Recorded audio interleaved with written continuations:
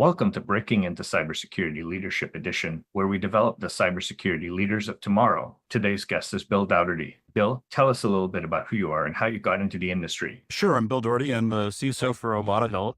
I've been with the company about 7 years. I've been doing this for, 25, 30 years. I got into the industry almost by accident. Started off life as a mortgage banker, a mortgage broker. And when that market went to null, I started selling computers and worked in the resellers for 10 years. And then eventually got hired over by one of my customers that wanted me to come in and run their IT shop. And the rest, as they say, history. So, as you shifted from industries and you were raising in your career, what were some of the skills that you found were critical to be in cybersecurity leadership? Yeah, it's a great question. When people ask me how they should get into security, I always tell them to go become really good at something else first. I was pretty good at finance, and then I became pretty good at sales. And so that allowed me to move into sales engineering and then ultimately go run systems for a company where I could run their accounting system because I knew how an accounting system was supposed to work from a user's perspective. I could run a sales system because I had written some. So to me, the best way to get into this industry is to go start someplace else, because in order to secure the thing, you have to know how the thing is supposed to operate. Often we think about some of the skills that we need include things like delegation. As a leader, how comfortable are you with delegation, scale of 1 to 5, and what? I'd say when I started out, it was a 0. I just do it all myself. Now it is 5+. And what I mean by that is you can't be as effective as a leader if you're doing all the work yourself. So you have to get really good at hiring people and surrounding yourself with a team. And if you hire good people and then you don't let them do their job, they will leave quickly. To me, the sign of a good leader is how long their people will stay with them, because that usually means that you've created an engaging and empowering environment for them to operate in. So there's delegation and then there's collaboration. How do you separate the two, and then how do you rate yourself? Your last question is how comfortable I am. The second question is how good am I at it? I think I am reasonably good at both. My goal in collaborating with somebody is to, especially with someone on my team, is to help them get to the answer faster or get to the answer better. And I usually approach things from a different angle than how they do, because I think about the problem differently. If by asking some questions or providing some guidance, you can unlock a whole new way of operating, I think that is the sign of a good collaborator. So in order to collaborate, in order to delegate, you often have to communicate. How would you rate yourself on a scale of communication? Why is it so critical? Let's say I'm getting better at it. Interestingly, COVID is a forcing function for a lot of things. And one of the things that became a forcing function for was better communication, because we used to have a crutch, which was I'd see you every day. And so I can always drop by, I can clarify, we can read all of our signals, the body language, temperament, mood, all of that.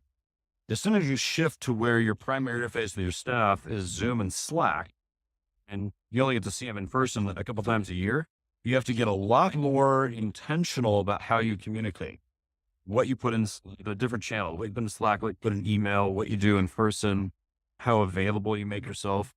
So I think I certainly gotten better at it, and I hope I continue to get better at it. It's said the main intention of communication is to influence, and not necessarily to influence it, but it is to influence. How important of a skill is, especially for cybersecurity. I think influence is one of those key skills for a cyber leader, because in security, you've got the power. So you can make the policy and you can put the controls in place, which means you can demand how things get done. If you demand how things get done, your users, your staff, they'll push back against that. Nobody wants to be told. But if you can influence, meaning, and a lot of that, I'm a big proponent of Simon Sinek's start with why. Explain why the thing is important first, and then tell them what the control is going to be or what the project is going to be. And in doing that, you make them part of the solution, not part of the problem. Do the other aspects that's very important in this industry. It's often said we're a huge industry, but we're also a very small, tight-knit industry. So there's that need for networking. How do you define networking, and why is it so critical? We're here at Black, and we can't, neither you nor I can walk into a room without seeing someone we know now, because we've been coming down here for a long time. And networking really is being generous with your time, connected to thousands of people on LinkedIn, but the connection only means something if you can get value out of the interaction. Are you generous with your time when someone else is having a problem? Because it's a reciprocal relationship. At some point, I'm going to need a favor from you. I'm going to need something. I'm going to have a question. I'm going to need an outreach. If I have been generous with my time with you, you'll be generous back with me. And that's the reciprocal relationship of all of us. But yes, the industry is so broad, you can't know everything. So you have to have a trusted network of people that you can ask. And when you ask them a question, hey, how do you solve this problem?